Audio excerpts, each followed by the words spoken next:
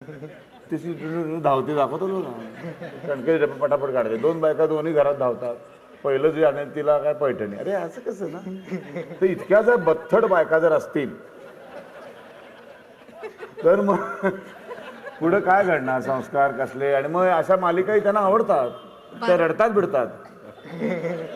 हो रडतात. अरे अरे अरे अरे, तो नवरा बिचारा काहीतरी सांगत असतो, मग भूक लागली आहे, उपास सोडायचा, तू थांब जरा. तिच्या आयुष्यात ती काय घडलंय बघा. तर हे सगळं बंद व्हायला पाहिजे. याच्यासाठी बौद्धिक लेवल वाढली पाहिजे. हे काय आहे म्हणजे खरंच मला ना, एकीकडे आपण म्हणायचं की रिक्षेच्या मागं लिहिलेलं असतं मुलगी शिकली आणि प्रगती झाली, असं लिहिलेलं असतं ना. आणि कुठली प्रगती झाली? शिकल्यामुळं प्रगती झाली? हे अशी शिक्षणाची प्रगती आहे नाही हो. मग मी जेव्हा मल्हारराव होळकर करतो किंवा अहिल्याबाई होळकरांची मालिका करतो, तेव्हा 1730 साली अहिल्याबाईला ती शिकण्याची इच्छा प्रगट केल्यावर मल्हारराव तिच्यासाठी शिक्षक घरी बोलवतात आणि तिला शिकवतात हो. म्हणजे एक काळ होता जेव्हा एक आनंदीबाई जोशी नऊवारी साडी नेसून कापडी पिशवी घेऊन बोटीतनं 35 दिवसाचा प्रवास करून जाते आणि एक रमाबाई रानडे स्त्रीच्या हे होतात ना विधवा विवाह आणि यांच्या विरुद्ध उभी राहते, एक सावित्रीबाई उभी राहते. आणि 150 वर्षानंतर खरं तर त्याच्यापेक्षा केवढं तरी आपण पुढे यायला पाहिजे की नाही. म्हणजे 100 सावित्री दिसायला पाहिजे, 100 रमाबाई दिसायला पाहिजे. तर आता एक पण नाही, अर्धी पण नाही, पाव नाही, 1% पण नाही दिसत. इतकं सगळं भयानक होत चाललंय. त्यामुळे या मालिका चालणारच जोपर्यंत ही मानसिकता बदलत नाही तोपर्यंत. आणि ही मानसिकता आत्ता जे शिक्षण आहे त्याच्यातनं बदलणार नाही, कारण हे शिक्षणच मुळात ब्रिटिशांनी दिलेलं शिक्षण आहे. हे आपल्याकडचं नाहीच आहे. हे भारतीय संस्कृतीचं शिक्षणच नाही आहे. त्यामुळं म्हणजे हे डॉक्टर आहेत, माफ करा मला, पण खूप मोठा डॉक्टर आहे, खूप मोठा इंजिनियर आहे, म्हणजे त्याला समाजात कसं वागावं हे कळेलच असं नाही. मर्सिडीजमधला माणूस दरवाजा असं एक्सप्रेस हायवेवर जर थुंकत असेल किंवा कचऱ्याची बाटली टाकत असेल तर मग काय म्हणायचं आपण त्याला. तरी सगळी मानसिकताही बदलायला पाहिजे. हे मालिका वगैरे हे सगळं खरंच बंद करा. हे नका बघू, हे नका बघू. ह्याच्यापेक्षा छान काहीतरी वाचा, काहीतरी एकत्र वाचन करा किंवा खूप चांगल्या टी व्हीच बघायचा आहे ना तर खूप चांगले चांगले चित्रपट आहेत, किती अप्रतिम चित्रपट आहेत ते बघा. चांगली चांगली नाटकं बघा, हॉलिवूडच्या फिल्म्स बघा. कित्येक नेटवरनं तर जगात आपण त्या नेटचा फक्त फेसबुकवरचं भंगार चॅटिंग आणि ते व्हॉट्सअपवर काय ह्यांनी पाठवलेली कविता बरं हागल्या मुतल्याच्या शुभेच्छा देतात.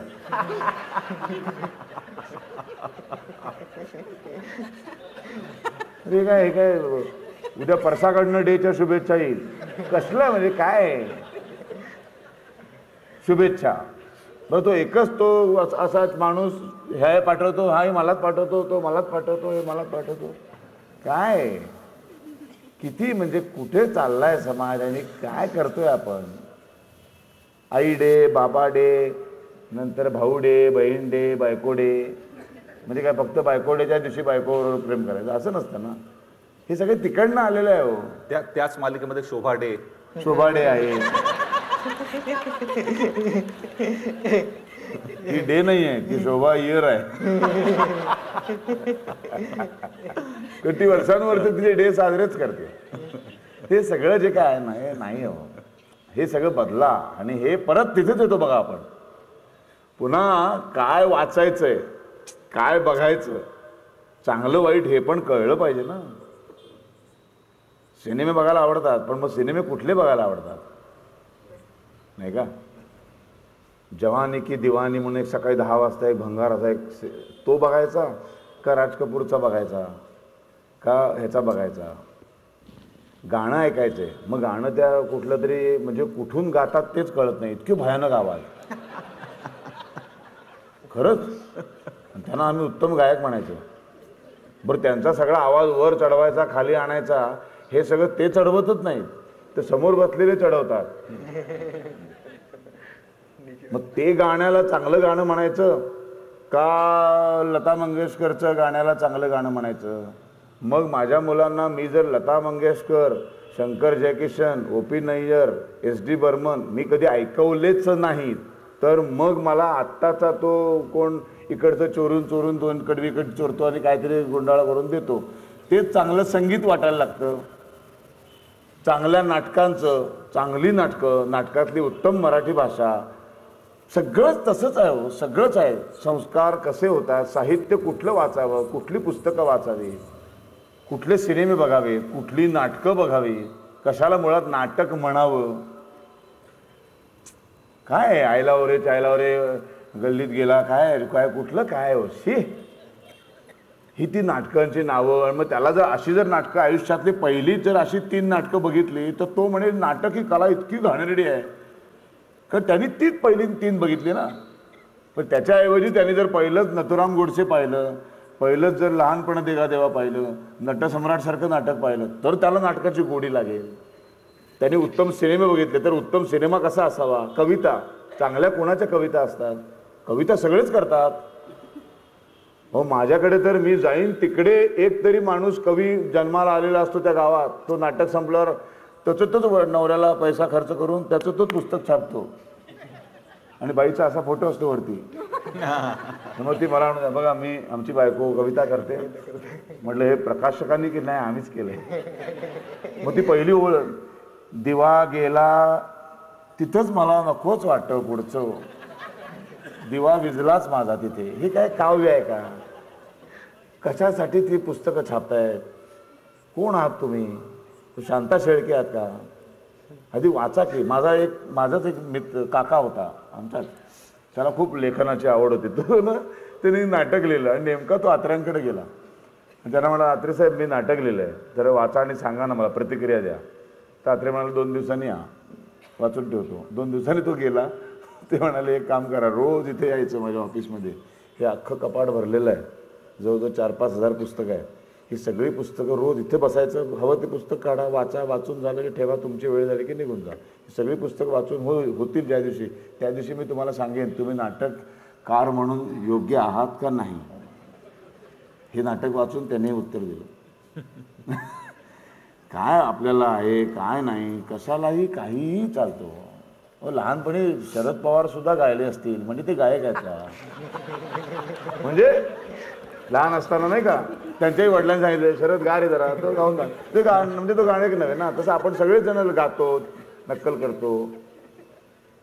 मग ह्याचा संबंध पत्रकाराने वेगळा लावू नका बरं का.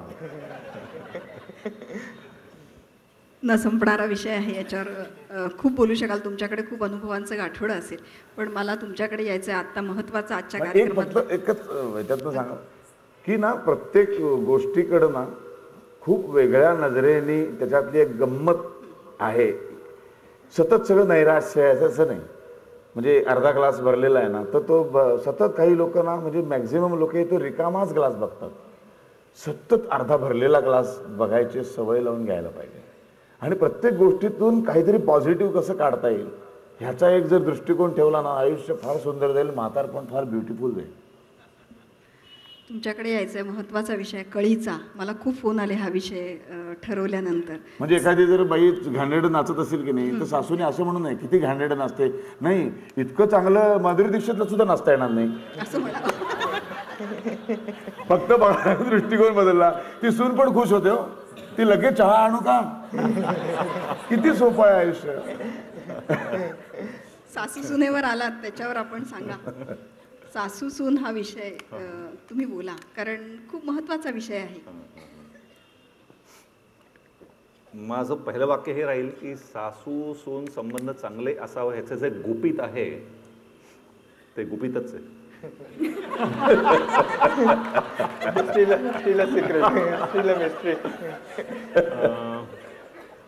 आता आपण मालिकांचा विषय काढला. एक मोठी समस्या या नात्यामध्ये की जेव्हा मुलगी लग्न करून येते तेव्हा मनामध्ये बरेचदा एक पूर्वग्रह घेऊन येते किंवा सासूच्या मनात ती पूर्वग्रह असतो की सून येणार म्हणजे अशी येणार आणि मला माझ्या मुलाला माझ्यापासून दूर करणार, किंवा सुनेच्या मनात पूर्वग्रह तयार असतो, ज्याला आपण स्टिरिओटाईप हे म्हणू, एक चाकोरीबद्ध प्रतिमा. आणि हे मालिकेचा विषय तुम्ही काढला, माझ्या मते मालिकांचं पण बरंचसं कॉन्ट्रीब्युशन ह्याच्यामध्ये आहे. कारण पूर्ण देशामध्ये सास कैसी और बहू कैसी हे ठरवायला एकता कपूर फार मोठ्या प्रमाणात जबाबदार आहे. आहे की नाही?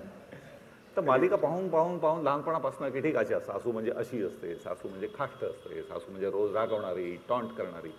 तर आता फक्त मालिकांनाच दोष देणार नाही, पण लहानपणापासून विशेष करून मुलींच्या मनावर हे संस्कार केले जातात.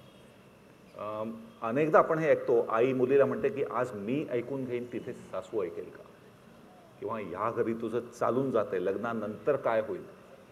तर बिचारा 13-14 वर्षाच्या मुलीला लहानपणापासून असं वाटू लागतं की तिथे किती भयंकर वातावरण आहे, म्हणजे तिथे हे का नाही चालणार.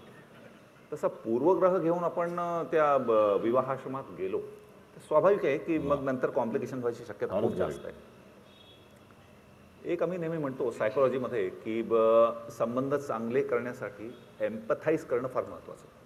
एम्पथाईज म्हणजे दुसऱ्या व्यक्तीच्या मनामध्ये काय चाललं असेल, ती असा विचार का करते, ती असं का वागते, हे थोडं समजून घ्यायची तयारी. मी जेव्हाही मेडिकल स्टुडंट्सना किंवा सायकोलॉजी स्टुडंट्सना भाषण देतो तेव्हा नेहमी सांगतो की आपली जी वर्तणूक असते ती ज्या 2 गोष्टींवर सगळ्यात जास्त अवलंबून आहे, त्यातले एक असतात जीन्स, म्हणजे आपल्या आईवडिलांकडनं अनुवंशिक घटक आपल्याला काय मिळाले, आणि दुसरं म्हणजे आपल्या लहानपणातलं वातावरण. मी 2, 3, 4, 5, 8, 10 वर्षाचा होतो तेव्हा भोवतालचं वातावरण कसं होतं. तर ह्या 2 गोष्टी माझं आजचं व्यक्तिमत्व, माझी पर्सनॅलिटी ठरवतात. आता तसं पण पाहिलं तर ह्या दोन्ही गोष्टी माझ्या कंट्रोलमध्ये नाही आहेत. तर मी जा चिडका आहे तर तसं पाहिलं तर ती माझी चूक नाही आहे, कारण माझे संस्कार तसे झाले आहेत. शक्य माझे वडील चिडके होते, त्याच्याकडनं मी ते शिकलो आहे.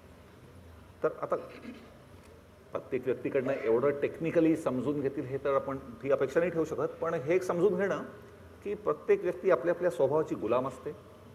जर सासू अशी वागत आहे तर ठीक आहे, म्हणजे तिच्याही कंट्रोलमध्ये नाही, ती तशी आहे. तर हे थोडं लक्षात ठेवून दुसऱ्याचा स्वीकार करणं माझ्या मते हे फार महत्त्वाचं आहे. हे दोघांनाही लागू होतं. काय होतं की एक पूर्णत्वाची आपण अपेक्षा केली दुसऱ्याकडनं की वागणं परफेक्ट हवं, मला कधीच उलटून बोलायला नको, मला रागवायला नको, माझ्या स्वयंपाकाची कधी निंदा करायला नको, तर ते शक्य नाही आहे. कारण जसं मी परफेक्ट नाही आहे तर माझी सासू परफेक्ट नाही राहू शकत, मी परफेक्ट नाही, माझी सून परफेक्ट नाही राहू शकत. तर जसं आहे तसं एक्सेप्ट करणं माझ्या मते फार महत्त्वाचं आहे. एक स्वामी विवेकानंदांनी एक फार छान वाक्य म्हटलं होतं की don't try to adjust to people, accept them. Don't try to adjust, accept them. ते जसे आहेत तसं स्वीकार करा. तर माझ्या मते ही एक भूमिका ठेवणं फार महत्त्वाचं आहे. बरेचदा आता तुम्ही सासू सुनांचा विषय काढला आहे, माझ्याकडे सुना येतात सासूची कंप्लेंट करतात, सासू येतात सुनेची कंप्लेंट. तर कधी कधी आम्ही त्यांना होमवर्क देतो की तुम्ही घरी जाऊन हे करा. तर मी बरेचदा सुनेला होमवर्क देतो की तुमच्या सासूमध्ये चांगले गुण कोणकोणचे आहेत पुढच्या वेळेला ते लिहून आणा. आणि मग नाईलाजाने का होईल मी त्यांना सांगतो की तुम्ही लिहून नाही आणलं तर पुढचं आपलं सायकोथेरपी सेशन नाही होणार. मग नाईलाजा खातर ती लिहून आणते. आणि असतात पण 5-6 मुद्दे असतात की ठीक आहे, स्वयंपाकघरात ढवळाढवळ नाही करत, किंवा स्वयंपाक चांगला झाला तर माझी स्तुती पण करते, मी नवऱ्यासोबत बाहेर गेलं तर कटकट करत नाही, वगैरे वगैरे. आणि मला अनेक लोकांनी सांगितलं आहे की ते लिहिल्यापासून आता थोडं आमचे संबंध सुधारले. तर मला वाटतं आपला हा एक म्हणजे फक्त सासूसून संबंधातच नाही, पण एक मानवी स्वभाव आहे की दुसऱ्यातले अवगुण कोणते ते शोधणं, त्याच्यावर गॉसिप करणं, त्याच्यावर चर्चा करणं. तर ते सोडून जर आपण सद्गुणांवर आपण फोकस करू लागलो की सासूमध्ये या गोष्टी चांगल्या आहेत, सुनेमध्ये या गोष्टी चांगल्या आहेत, तर मला वाटतं त्यांनी फार मोठा फायदा होईल. काही जबाबदाऱ्या सासूच्या असतात, काही सुनेच्या असतात. सासूच्या जबाबदाऱ्या आपण पाहिल्या तर जे तुम्ही पहिलं वर्ष म्हटलं होतं ना, लग्नाची पहिली 1-2 वर्ष, पहिली 1-2 वर्ष फारच महत्त्वाची आहेत. मी असं म्हणतो की the ball is in the court of सासू. कारण सून नवीन आली आहे, सून फार तरुण आहे, वय कमी आहे. आता मी पुढच्या 1 वर्षात तिला कसं वागवते ह्यानी आमचं पुढचं 40-50 वर्षाचं नातं किंवा 30-40 वर्षांचं जे काही आहे ते ठरणार आहे. आणि असं मी असंख्य वेळा पाहिलं आहे की पहिल्या लग्नात नंतर जो त्रास दिला गेला किंवा सुनेला वाटलं की मला त्रास दिला गेला आहे, तर त्यांनी मग नंतर पुढचं त्यांचं नातं ठरतं. जे तुम्ही म्हटलं ना की मग पुढच्या वयात जाऊन की ही तर अशी वागली, मग मी अशी का वागून. तर हे सासूंना थोडं काळजी घेणं आवश्यक आहे की जी लग्न होऊन नवीन आली आहे तर थोडी ढील देणं, थोडी माघार घेणं, तिच्याशी चांगलं वागणं, माहेरच्यांची निंदा करणं कम्प्लिटली आऊट असावं. हा कॉमन सेन्स आहे की कोणत्याही मुलीला जरी आईवडिलांशी पटत नसेल तरी माझ्या घरच्यांना कोणी वाईट म्हणत आहे हे कधी सहन होत नाही. आणि बरेचदा तोंड निघून जातं की तुझ्या घरी असं झालं तसं झालं, तर हे टाळायला हवं. तर सुनेचं पण आहे की सुनेने थोडा प्रयत्न करावा की हिला सासू म्हणून न पाहता आई म्हणून पाहावं. खूप कठीण असेल पण तो एक असा फिक्स दृष्टिकोन होऊन जातो की तिथे परत तो ह्याचा भाग आला आपल्या स्टिरिओटायपीचा की जेवणामध्ये मीठ कमी आहे असं म्हणाली म्हणजे त्याच्या मागे असं काहीतरी फार फार मोठी गोष्ट आहे, म्हणजे ती माझा अपमान करायला पाहत आहे. हा थोडा दृष्टिकोन बदलणं आवश्यक आहे. इथे नवऱ्यांची पण मोठी भूमिका असते, म्हणजे फक्त सासू सून जबाबदारी ह्यांचीच नाही आहे, मध्ये जो नवरा असतो त्याचाही रोल फार महत्त्वाचा आहे. नवऱ्याने आता जे काही केलं पाहिजे त्यातले काही महत्त्वाचे मुद्दे हे की लग्न झाल्यानंतरही दोन्ही साईड्सना इक्वल महत्त्व देत राहणं हे फार महत्त्वाचं आहे. कारण असं बरेचदा होतं की लग्न झाल्यानंतर मुलगा आईला विसरतो आणि सुनेच्या पदरात पडतो. आता गेले 25 वर्ष त्या आईसाठी मुलगा रोज घरी आल्यावर मला पहिल्यांदा माझ्याजवळ यायचा, विचारपूस करायचा, भेटायचा, आणि आता अचानक लग्नानंतर ते बंद झालं. तर ही मुलाची भूमिका असते की त्यांनी हे दोन्ही सांभाळून चालणं आवश्यक आहे. त्याच्यामध्ये एक सुनेला पूर्णपणे ऐकून घेणे आवश्यक आहे. कारण आता जॉईंट फॅमिलीमध्ये बरेचदा जर वातावरण घरात चांगलं नसेल तर सुनेला व्हॉईस नसतो, म्हणजे माझी जी व्यथा आहे ती मी कोणाला सांगू, ही एक कुचंबणा होत असते. अशा वेळेला नवऱ्याने आपण म्हणतो ही should be a patient listener, संयमाने ऐकून घेणं फार आवश्यक आहे. Son is son till he gets wife and daughter is daughter all her life. या son is son till he gets wife and daughter is daughter all her life. हा जे सरांनी मुद्दा सांगितला की बरेचदा लग्न झाल्यानंतर मुलगा बायकोच्या याच्यात होतो आणि आईला विसरतो, आणि मुलींमध्ये आणि मुलांमध्ये हा फरक असतो. नाही खरं आहे. तर वाटतं हे महत्त्वाचं. मी अशी घरं पाहिली आहेत जिथं फिल्मी स्टाईलमध्ये मुलगे आपल्या पत्नीला म्हणतात की ह्या घरात माझ्या आईच्या विरुद्ध एक शब्द बोलायचा नाही. तर ही चूक आहे, कारण ती तुला नाही सांगणार तर ती कोणाला सांगेल. आता तू ऐकून तर घे, म्हणजे ऐकून घे, तू सहमत आहेस की नाही हा वेगळा प्रश्न आहे. जर सहमत नसशील तर ते स्पष्टपणे व्यक्त करणे आवश्यक आहे. असं बरेचदा होतं की मुलगा कोणातरी एकाची साईड घेतो, किंवा आईची साईड घेत राहील नेहमी किंवा बायकोची घेत राहील. तर तसं न करता त्याला जे वाटत आहे ते त्यांनी स्पष्टपणे व्यक्त करणं, किंवा आता आईजवळ किंवा बायकोजवळ, हेही महत्त्वाचं आहे. असे बरेच मुद्दे आहेत. आपल्याला आपण कार्यक्रमाच्या शेवटाकडे आता जातोय. याच्यातला एक आणखी महत्त्वाचा असा मुद्दा आहे, तडजोड आपण करतोय सासूला किंवा आता सासूसून त्याच्या पलीकडे जात ज्येष्ठ नागरिक आणि याच्या आधीची पिढी, या दोनमध्ये आपण तडजोड करतोय हे प्रत्येकाला कळत असतं. ही तडजोड कितपत योग्य आहे आणि कितपत अयोग्य आहे हे कसं लक्षात घ्यायचं? आता तडजोड करणं म्हणजे गृहीत आलंच, जसं आधी आपण चर्चा केली आहे, आणि तिथे परत मी विवेकानंदांचं हे वाक्य आठवतो की एक्सेप्ट करा. सारखं ॲडजस्ट किंवा तडजोड करायचा प्रयत्नच करू नका, की ठीक आहे स्वीकार करा की ही अशी आहे, अशी राहणार आहे. आता किती स्वीकार करावं किती नाही ह्याच्यामध्ये परत मी मागे जाईन की आता कुठपर्यंत तुम्ही सहन करू शकता. समजा असं झालं की सहन करणं फारच कठीण आहे, म्हणजे कधी कधी असं होतं की दुसऱ्या व्यक्तीमुळे घरातलं वातावरण फारच खराब होऊ लागतं. इनफॅक्ट मी बऱ्याचशा फॅमिलीजना असा सल्ला दिला आहे की आईवडील आणि पुढची पिढी तुम्ही वेगळे राहा. कारण मला हे दिसून येतं की इथे काउन्सिलिंग करून सल्ला देऊन काही होत नाही आहे. घरात रोज भांडणं होत आहेत, मुलांवर लहान मुलांवर वाईट परिणाम होत आहेत. तर जिथे असं लक्षात येतं की प्रयत्न करूनही काही त्यातनं निघत नाही आहे, शक्य आहे की तुम्ही काउन्सिलरला भेटला, त्याच्यासोबत 10 सेशन केले तरी गाडी पुढे सरकत नाही आहे, तर अशा वेळेला माझ्या मते मग तडजोडीचा प्रयत्न करत राहणं ते दोन्ही पार्टीसाठी चांगलं नाही. तर कुठेतरी त्याला रेषा ओढावी लागते. आणि जर असं वाटलं की ह्या व्यक्तीमध्ये काहीतरी गंभीर मानसिक समस्या आहे ज्यामुळे तडजोड होत नाही आहे, आता असं डिमेन्शियाचा विषय तुम्ही काढला होता, वृद्ध आईवडिलांची काळजी घेत राहणं ही एक जबाबदारी आहे. पण अशी आम्ही अनेक घरं पाहतो जिथे डिमेन्शिया इतका ॲडव्हान्स्ड आहे की घरी खरोखर नाती नऊ येतात.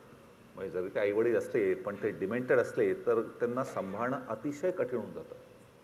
आता नुकतंच मी एक फॅमिली पाहिली की डिमेन्शिया असलेले वडील कुठल्याही खोलीमध्ये जाऊन परसाकड करतात, ठीक आहे, कपडे न घालता घरात वावरतात, तरुण मुलगी आहे घरामध्ये. आता काही अशा परिस्थिती असतात की ज्यांच्याशी तडजोड करणं फार कठीण आहे. तर तिथे काहीतरी व्यवस्था करणं आवश्यक आहे. म्हणजे हल्ली काही शहरांमध्ये आम्ही डिमेन्शियासाठी ओल्ड पीपल्स होम्स पाहतो. तर हे म्हणजे साधारण ओल्ड पीपल्स होम नसतात, पण डिमेन्शिया केअर होम्स असतात. तर अशा वेळेला म्हणजे जिथे वाटेल की तडजोड अशक्य होत आहे, प्रयत्न मनापासून केला आहे, तरी पुढे काही चांगलं त्यातनं निघत नाही आहे, तर मात्र तिथे एक रेषा ओढणं आवश्यक आहे. अनेक वेळा असं सुद्धा होतं की इथे समाजाची कुठेतरी पुन्हा भीती वाटते, नातेवाईक आणि सामाजिक भीती, लोक काय म्हणतील, अशी सुद्धा एक त्या कुटुंबाला भीती वाटत असते. दुसरी महत्त्वाची गोष्ट अशी आहे की आता या औषध उपचारांनी म्हणा किंवा आणखी कशाने आपला लॉन्जिटिव्हिटी वाढलेली आहे, आपल्या म्हणजे लाईफ स्पॅन वाढलेला आहे, पण तो निरोगी नाही आहे. म्हणजे मध्ये मी एक कार्यक्रम करत होते, एका ज्येष्ठ व्यक्तीचा सत्कार होता आणि त्यांचं ऑफिसमधनं ते रिटायर झालेले होते आणि त्यांना सेंड ऑफ पार्टी होती. तर ते सेंड ऑफ करत असताना मी त्यांना साहेबांना निरोगी दीर्घायुष्य लाभावं अशी मी ईश्वराजवळ प्रार्थना करते असं मी म्हटलं. तर त्याच्यानंतर ते भाषणाला उठले आणि म्हणाले, पहिल्यांदा मी रेणुकाचं अभिनंदन करतो की तिने निरोगी दीर्घायुष्य हा शब्द वापरला.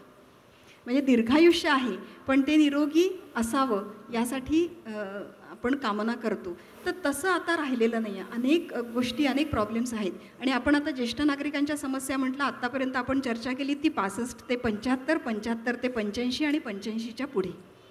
85च्या पुढे त्या व्यक्तीला काहीच नसतं, म्हणजे सगळं संपलेलं असतं, काहीच